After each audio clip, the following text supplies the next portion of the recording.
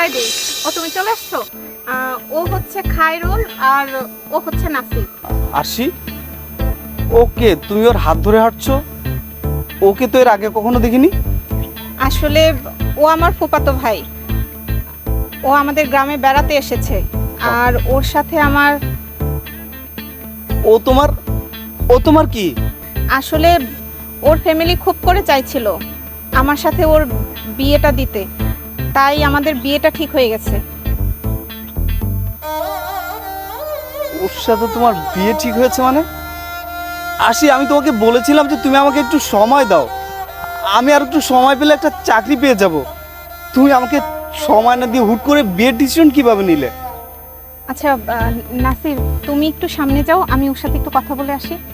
Okay baby, আর তুমি ওর সাথে finally কথা বলে নাও, হ্যাঁ? আর ওকে দেখে মনে হচ্ছে ও অনেকদিন যাবত খাওয়া দাওয়া করে না, অনেক শুকিয়ে গেছে। তুমি পারলে আসার সময় ওকে কিছু টাকা দিয়ে এসো, হ্যাঁ, যেন ও কিছু খেতে পারে। আসলে হলেও বেকার তো।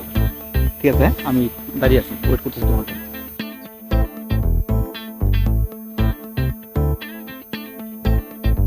তুমি এভাবে রাগে ফুসফুস কেন করতেছো? আসলে তুমি সারা জীবন বেকার থাকবা, এই জন্য কি আমার ফ্যামিলি সারা জীবন আমাকে ঘরে রেখে দিবে? বাবা কি এটা কখনো মেনে নিবে বলো? আরশি, তুমি আমার ব্যাপারটা কেন বুঝতেছো না? আমি তো তোমাকে আগেই বলে রেখেছি যে আমাকে একটু সময় দাও। আমি তোমার থেকে সময় চেয়ে নিয়েছি। আসলে প্রত্যেকটা মানুষের জীবনে একটু সময় দরকার হয়। লেখাপড়া শেষ করার পরে তো হুট করে চাকরি হয় না, আর আমারও তো হুট করে চাকরি হবে না, তাই না? তোমার কাছ থেকে তো আমি সময় চেয়ে নিয়েছিলাম, তাহলে কেন তুমি বিয়ে করতে রাজি হলে?